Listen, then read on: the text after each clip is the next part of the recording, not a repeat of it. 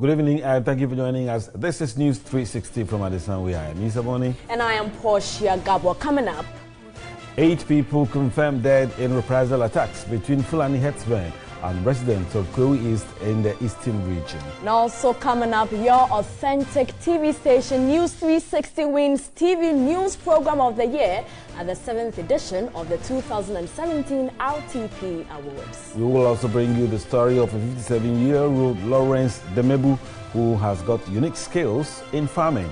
Coming up on Mission tonight, we will go to Kamahego in the Upper East region where teachers sleep in tents just to teach pupils. And in international news, hundreds of thousands are attending the rally for Spanish in Spain, or attending a rally for Spanish unity in Barcelona after Catalonia was stripped of its autonomy for declaring independence. We have details coming up shortly. Do stay with us.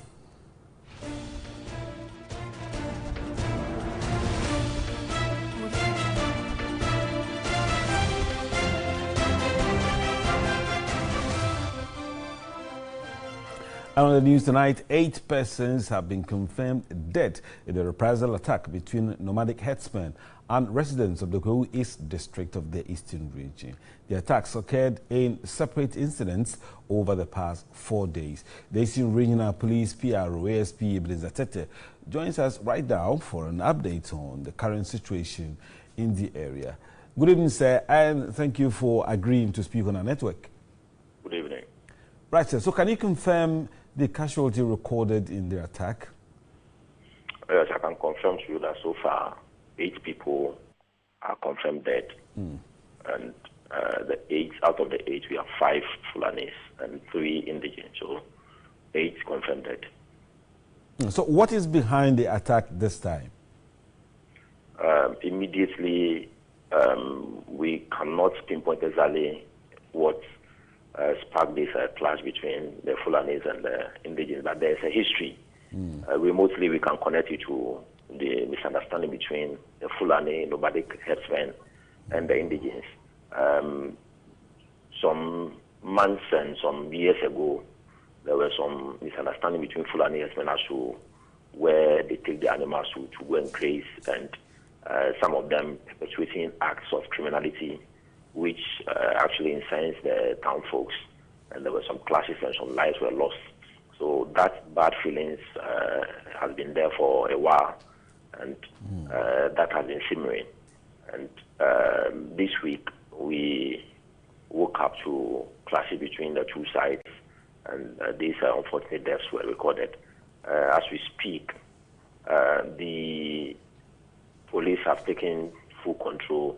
We have men on the ground, both from the regional and the national headquarters. Yesterday, the Director General in charge of operations, Commissioner of Police, Dr. George Akufu Dampare, was also on the ground to assess the security situation on the ground. And he has actually assured both sides, that the police will do everything within its means to ensure that everybody is protected in the area, whilst we look into the criminal aspect of the matter too. It's rather unfortunate that most of the acts were perpetrated in the wee hours of the night. It's only some few that were perpetrated during the day, but those ones, even the people behind those killings, we don't know, because the bodies are usually found the following day after the persons have been killed. So as we speak now, we have not picked any suspect who is in our custody now, but we hope the support from the community, from both sides, will help us to get to the bottom of the matter. So that is what I can tell you for now. So what assurance can you give the people in the community? Are they safe? Can they go about their normal life? Initially, when it happened, some people became scared. They were afraid, and some of them started fleeing the community. But as I speak to you now, I can confirm to you that in Dwebuase and Fifi and some other communities, people have started coming back because of the strong police presence on the ground. We want to assure each and everyone that we are there to ensure that lives and properties are protected. We'll do everything within our means to ensure that we do so without any fear of favor, evil or affection. But the strongest warning that we want to send to both sides is that we will not also hesitate to crack the whip and to ensure that anybody who is caught perpetuating these acts of criminality is brought to book in accordance with the laws of Ghana. So in case anybody senses a danger in that community, what should they do? Who should they call? As I've indicated to you, there's a strong police presence on the ground. We also have the local police also on the ground. Anybody who feels insecure should try as much as possible and get in touch with the local police or the police reinforcement on the ground. Both day and night patrols have been intensified in the area to ensure that those deaths that we are recording now, either we reduce or we curtail it, totally. And they are also on the ground with a team of investigators. We actually received some police officers from the crime scene management office from the National Headquarters, the Criminal Investigation Department in Accra. And they're also doing the investigation bit of the whole case, whilst the reinforcements or the operational team also take part of the operational side of the policing. So the whole ground is covered, and we are ensuring that calm normalcy returns to the area so that we can go about our investigations and get to the bottom of the matter. Right, yes, Mr. Teta, we are grateful for your time, and he's been talking to us about a confirmed report that 6 people are dead in a reprisal attack between Fulani herdsmen and the residents of Kwewu East, that is in the eastern region.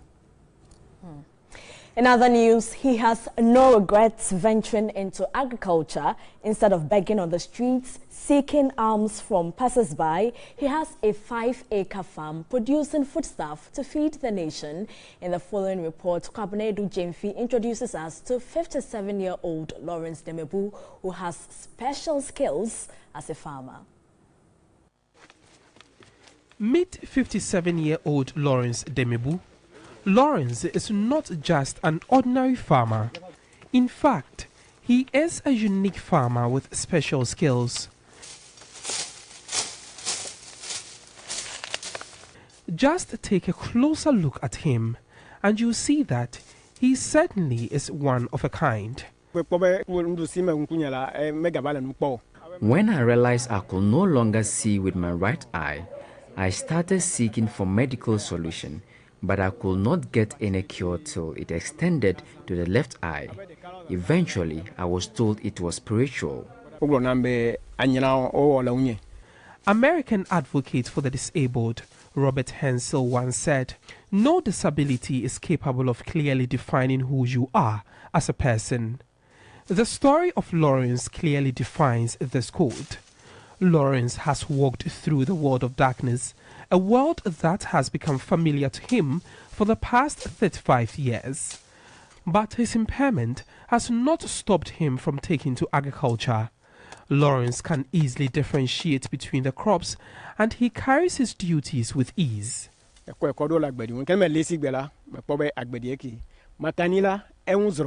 Each crop has its unique features.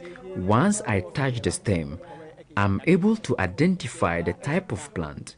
This has become easy for me because I knew this before going blind. Cassava is just one of the many crops he cultivates here at Leati Dalakpeji in the Volta region.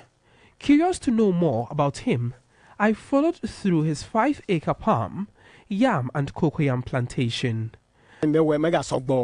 This year, I cultivated just a few.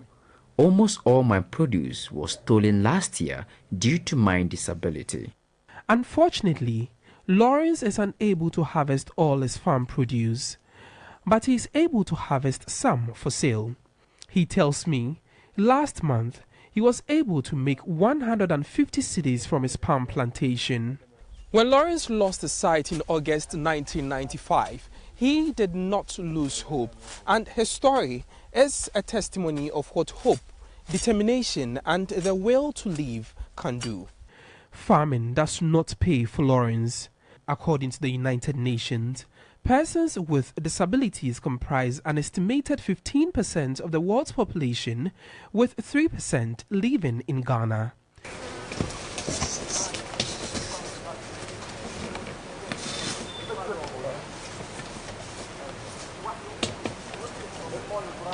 Persons living with disability often encounter discrimination and exclusion on a daily basis. According to Lawrence, his wife jilted him when he lost his sight and his only child died from measles.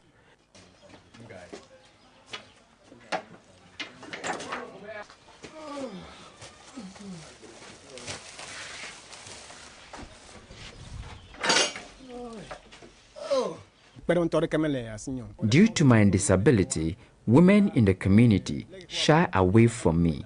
They feel I will not be able to take care of them.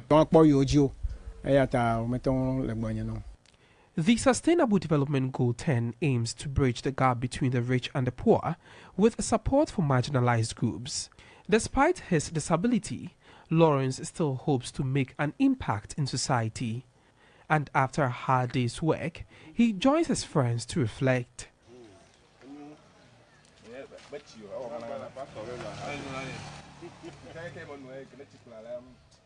Ghana needs to use the United Nations Convention on the Rights of Persons with Disabilities as a guiding framework in implementing the SDGs. Lawrence may be visually impaired, but that won't stop him from seeing success and reaching to higher height. For TV3, Kwabna Edu Jemfi, Liat Dalekbaji, Volta Region. Well, Issa, indeed, Lawrence is a role model for persons living with disability in the country. But what kind of support do you think he needs to move on in life? That is, I mean, there's some risk involved in farming, like somebody who doesn't see, trying to farm, even trying to find his way to the farm and come back. I mean, you understand the ground is not like flat for him to walk on, and that is the danger. I think we need to examine his situation and provide the help that he needs to be able to cater for himself. But I like his never say die spirit. You know, you're watching News 360, and let's do some more stories now. And it came as a joy to many parents, in particular, when the free senior high school policy began in September this year. Of much interest is the fact that even day students are now enjoying free hot meals. Now, the intervention has compelled the junior high students to also push for free feed in school. Evelyn Tingma has been assessing the various educational interventions and their impact on holistic education.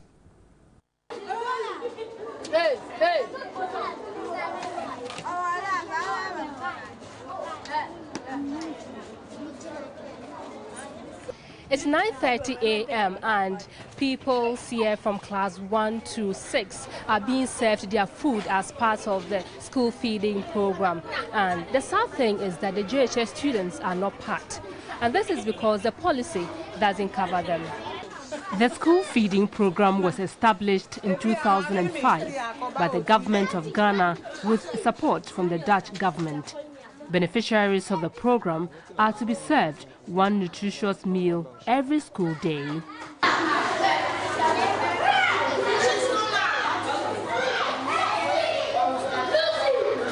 This is to help increase enrollment in public basic schools, improve attendance and retain pupils in school. Yet, not all public basic schools across the country are benefiting from the intervention. But at least some 1.7 million school children are currently benefiting from the initiative across the 216 districts. We are looking at places where levels of poverty are very high. And so we are talking about deprived communities where food is very scarce, where there's hunger, and where you can find hunger-related disease like malnutrition and so on and so forth. 2011, we realized that some of the communities were not supposed to be on the schools, so we did what we call the retargeting. Basically, it was to take off the schools from there and send it to communities, more deprived communities. While the Gender Ministry is yet to rope in other basic schools, junior high students have waded in, arguing the need for them to be included in the social intervention program. Their arguments come at the back of the fact that senior high school students, including day students, are being served free meals as part of the free SHS policy. I feel bad because some of us, they don't give us plenty money. They give us 2 cedi, 3 cedi, and you pay classes 1 cedi. So if you buy food, first break 2 cedis, you cannot eat second break. I want government to give all of us food. They should give JHS to food because the SS people get food. And we are JHS, but they don't give us food. It's not fair. They give all the prime. They must give us and give the prime. If your mother did not give you money, they must give you food to eat because you are coming to school. As for me, no one gives money. So I just struggle myself and get some money to feed myself. Sometimes I don't bring money to school. So sometimes I don't eat since morning. So if they bring it, so I can easily get something to eat so that I can be satisfied. But are their demands valid? The junior high school has been jumped over, and then you come to the senior high school, they also have free meals for that matter. So there is that, call it a small gap. The government, maybe if it has escaped their attention, will take a look at it. And I would say it will be a good, because it is same parents, the junior high school pupils or chaps, eventually most of them will end up at the senior high school.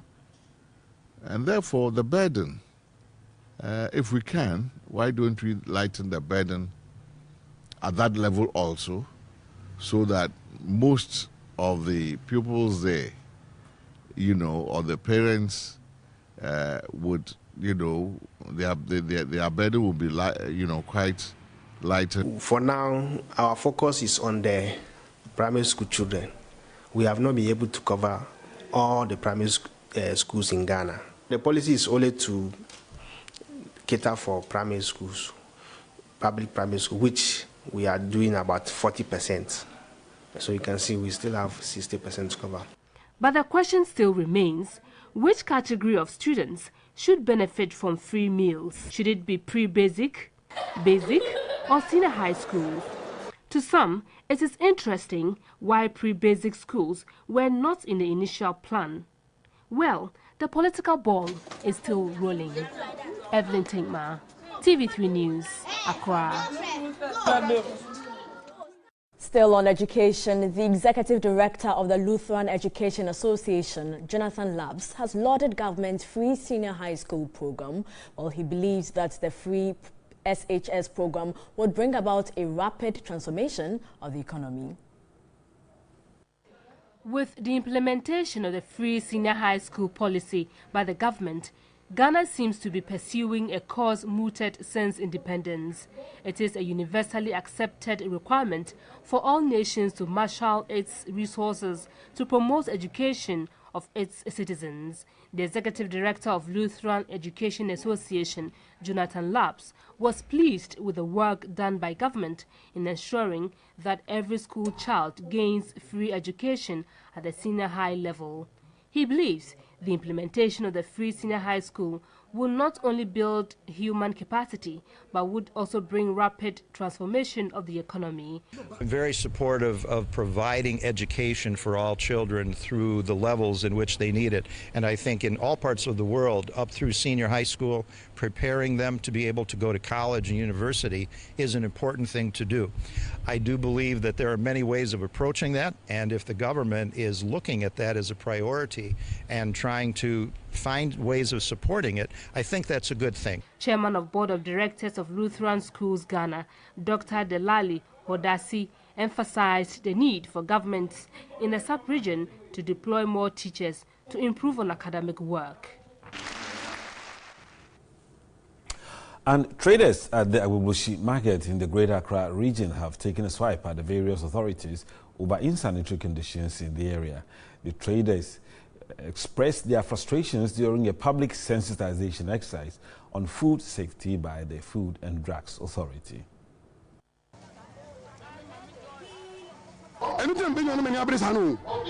We are less concerned about what they were saying there. What we care for is the insanitary conditions in the market. When they have addressed that for us, we shall listen to them. For now, they can keep their advice. The anger of Kwame Boakye tells it all. Traders at the biggest food markets in the Greater Accra region, Agbogbloshie, are at their wits' end. Gutters and other drainage systems are always poorly managed. Refuse dams are also not cleared for several months. Others blamed the Accra Metropolitan Assembly for shirking its responsibility to ensure hygienic environments. We do organize cleaning exercises apart from the daily individual activities. Yet, how to cut them to the final disposal site is always a challenge.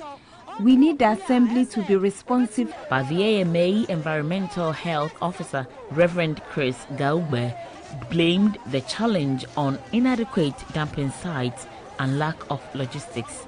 The sensitization outreach formed part of this year's food safety program on the theme Enhancing Food Security Through Safe Food Practice. We are not doing it by ourselves, and we are listening to some of their problems, we are listening to some of their challenges, and we are seeing how together we can collaborate to make sure that the environment where we sell our food is as hygienic as possible. Chief Executive Officer of the Food and Drugs Authority, Delis Dako, assured closer collaboration to deal with issues and urged the traders to quit selling rotten food stuffs.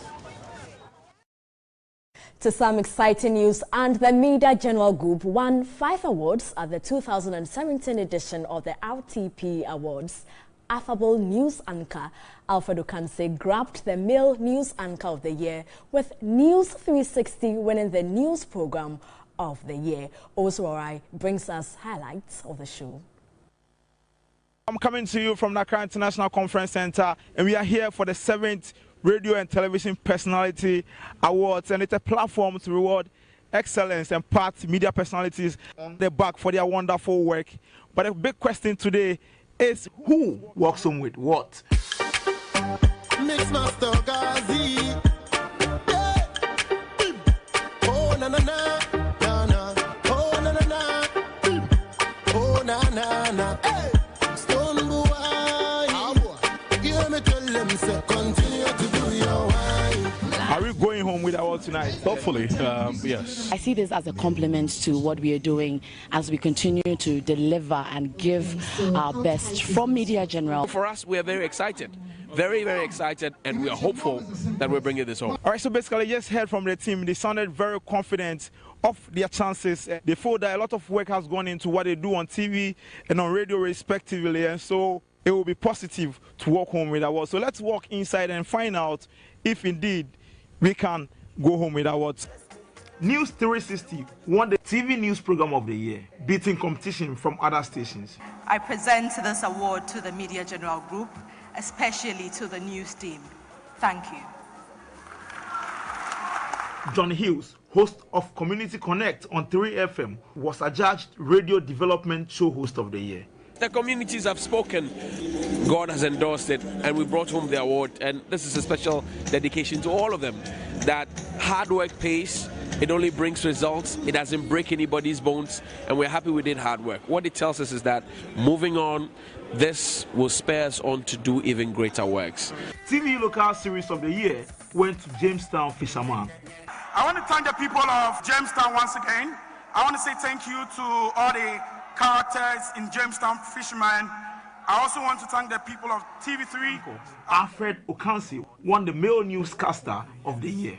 Thank God for this, to Reverend Ismail Awudu and the wife, to everybody at TV3, the CEO, the management, and the staff. So far, it's been a good story. Media General winning on the night. So we just bagged in another award, and it goes for the mid-morning show host of the year, Urban Blend, and Miriam Mosenyajiman won that particular award. And they want to find out what this very award means to the family. I believe that 3FM being just about 2 years old and chalking 2 awards already, it shows a sign of good things to come. Looking forward to 2018, it's supposed to be a better year. And so Miriam, I picked this award on behalf of her. And whenever you hear this rhythm, you better waste no time. Waste no time.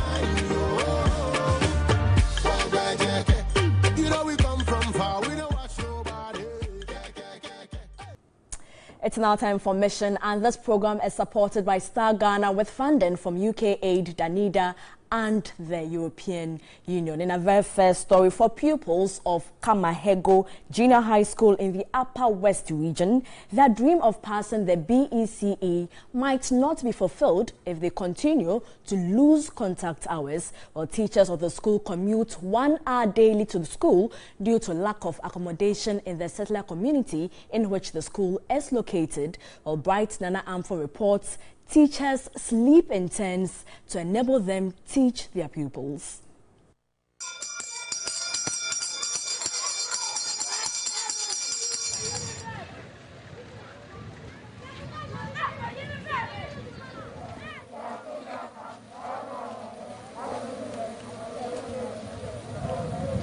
The morning prayers is said, and soon they will be in their classrooms. But the teacher to take them through lessons won't be there. He just might have started his journey to school or in the middle of it. It is an hour or more on a motorbike from Wa, Busie or Dafiama, nearby communities. But it can be more during the rainy season. Kamahego is a settler community in the Dafiama Busie Isa district, and so there are no accommodation units for teachers. The community has managed to put up 2 rooms to enable teachers stay in and teach. This is, however, inadequate for 8 teachers. Almost all of them cannot stay here because they can't find accommodation. From either Dafiama or Busie town to the school will take you about 30 minutes if you're on a motorbike. In a rainy season, you can spend a whole hour getting to school.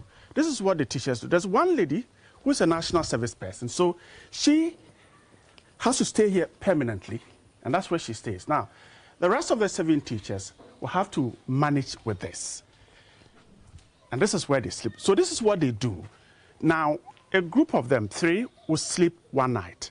Now, the next day, the 3 will have to vacate and go to their houses to enable the other 3 to share the room for the next day. And so this is what they do. They practice a kind of a shift accommodation system just to enable them teach these little ones here. This is to prevent the situation where at any point in time there is no teacher at all. Some of the schools are at difficult to reach places. You need to travel long distances. And then for the teachers to travel, most of them are residing in Wa town and will have to commute throughout to the schools.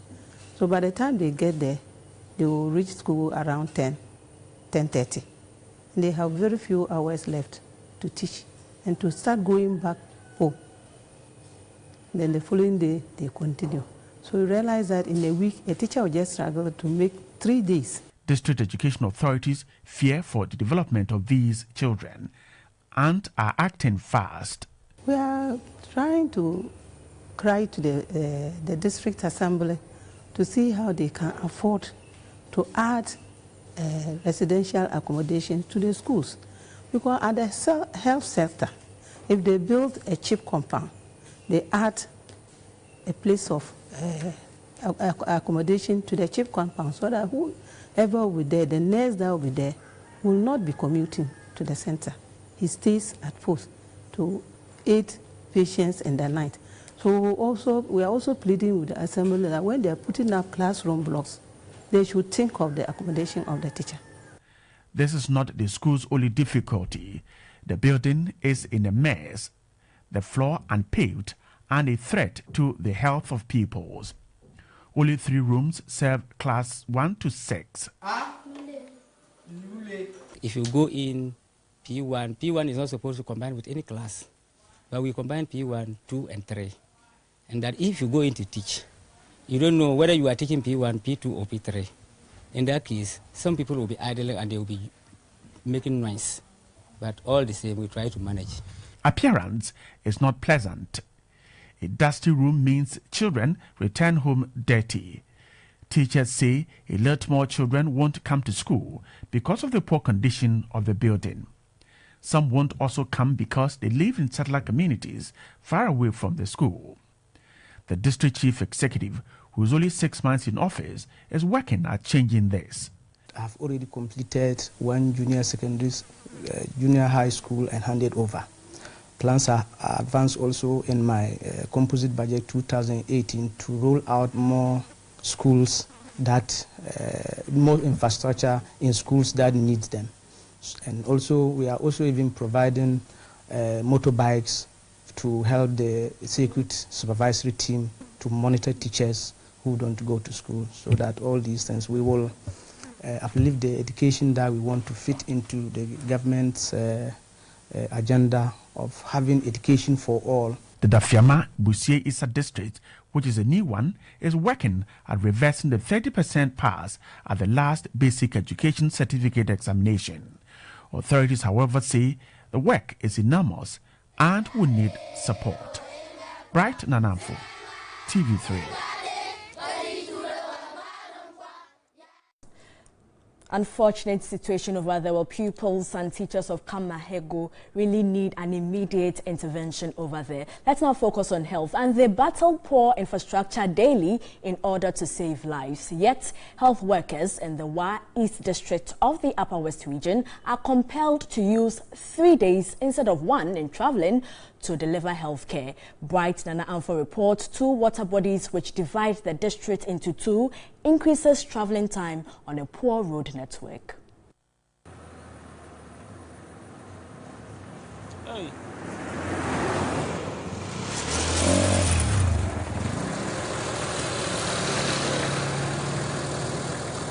Daily, health workers struggle to beat time. Yet, saving lives is a duty they must perform. A poor road network hinders healthcare delivery. No 2 communities are joined by a tarred road in the Wa East District.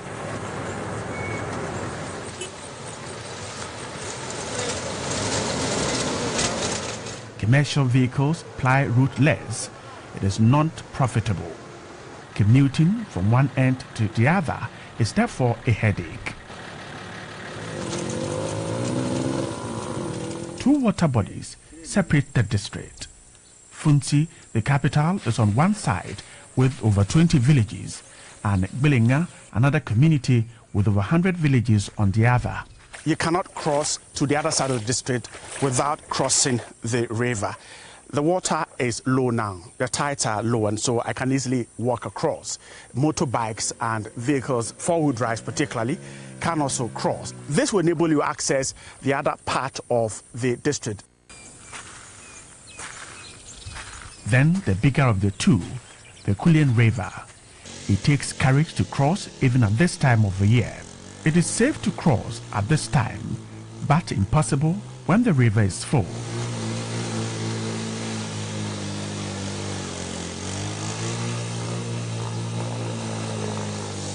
That's the scale you need to. There's a certain scale that you need to get to move the car from there. That scale is always gotten by these drivers who have worked here over and over again.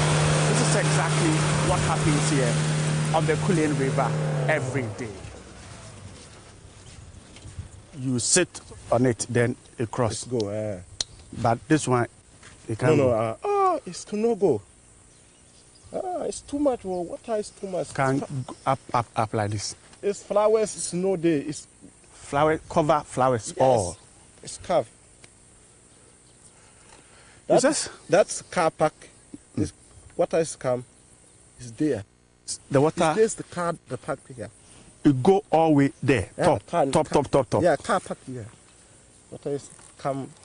Fly. He's trying to tell me how the river can get filled up to the extent that you won't even see the vegetation around. We parked our car about some 5 minutes drive away. He said the water can get there so that you can't even park there when the water is filled up.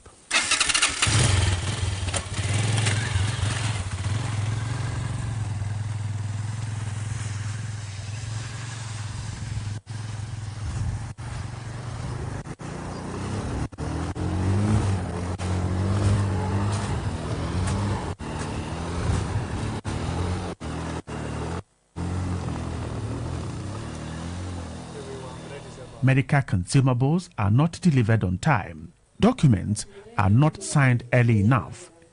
Healthcare delivery is delayed. Pregnant women who need healthcare don't get it. They sit for hours waiting for healthcare officials who turn up late. We have to travel more distance than the other district. So time that we would have used to work is always lost as a result of long travel hours. And aside that, the risk of being on the bike is very, very, very high. District health officials have, however, devised means to deal with the problem. In terms of logistic provision, what we do is to provide some at that section, Bullinger section for them, where the storekeeper will have to move from here to that place to serve them. And when there's a need for them to what we cannot provide, then we make a requisition for them to go to the medical store at the region to pick that one. But this doesn't solve the entire problem. Their plea is for bridges to be constructed on the two water bodies. The road network system in Wa East actually is posing a threat to health issues in the area. Within the Fonsi township, that is the district capital, sometimes we just use the grader to sip within, but the assembly will not have that capacity to finance graveling or opening up a road to link some communities. If central government doesn't come in, that road, that's where if you have to cross 3 big rivers before you get to those communities. And so in fact, for the past 3 months, none of us could get there in order to render services to them. Through nobody's fault. So if central government comes in, just open up the place, make sure the road network is available. Then on the ground, we will also be filling up the patches there. Quality healthcare cannot be achieved until the two separated parts of the district are linked by 2 bridges. So in the case of an emergency, what will health workers and patients in the district do? Well, we will certainly follow up on this development. That's it for Mission. This program is supported by Star Ghana with funding from UK Aid, Danida and the European Union. Join us again same time next week for another edition. Thanks for watching.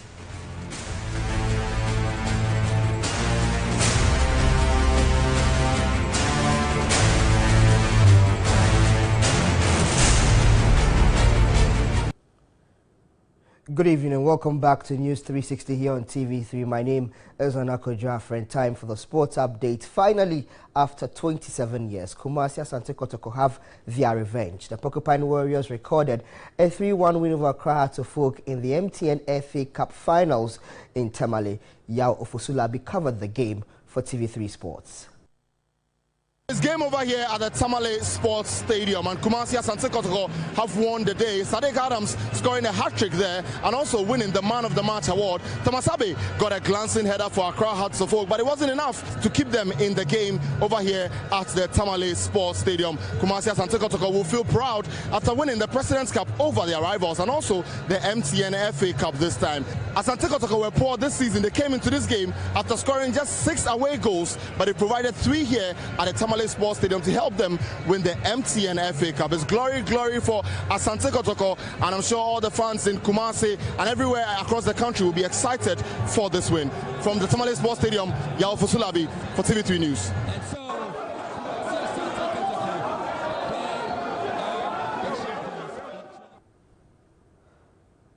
And the last time any player scored a hat-trick in one half for Kumasi Asante Kotoko was in 1983. Those goals were scored by Opokunti in a game Hearts won by 4-3. 34 years down the line, Sadiq Adams has matched that feat after scoring a hat-trick this afternoon. The former youth star tells Yao Fosulabi he was confident of putting in a good performance in front of his home fans. How do you feel about this? Oh, I feel very happy. I feel very happy. And I'm very grateful to the supporters and also my colleagues. Without them, I think we would have won this trophy. They put up a very good performance today. I thank them very much. how would you rate your season so far, winning the President's Cup and also winning the MTN FA Cup, and for yourself, scoring a hat-trick in the final against Accra Hearts? I think people started the season before I came. Many clubs were involved in the MTN FA Cup, but I came halfway, and I'm in the final, and I won it. So it's not luck; it's been hard work.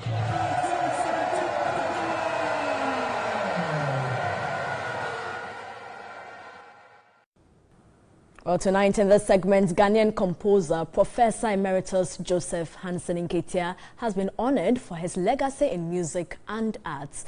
A special Sunday service was held for him as part of his 96th birthday celebration at the Medina branch of the Presbyterian Church.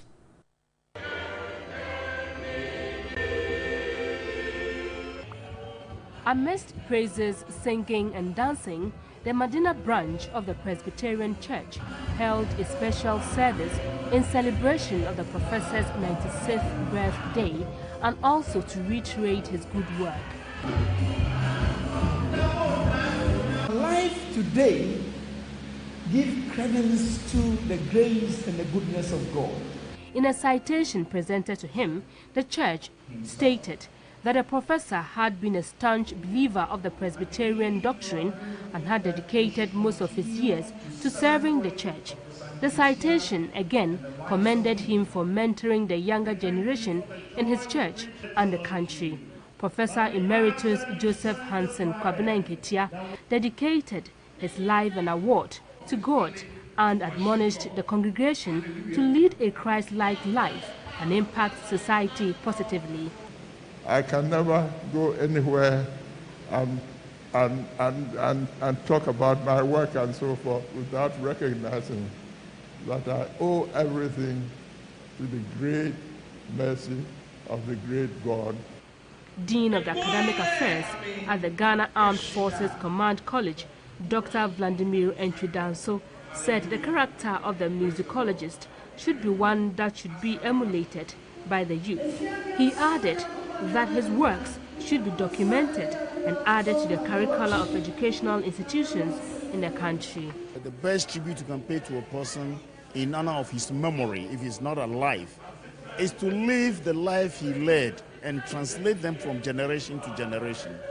The Ephraim Amus and their songs, Professor Nketia and his songs, his way of life, and are we translating that? Is there anything for the new generation to learn from these people? That is what we have not done yet. Daughters of Professor Nketia, Nana Nketia and Professor Akosia Pebi, said their father is the embodiment of hard work and dedication and deserved the honor given him. We are grateful to God for this opportunity to honor the old man. 96 years is wonderful, awesome, a long life. His ability to spot potential in people, encourage them, I think it is something we shouldn't forget.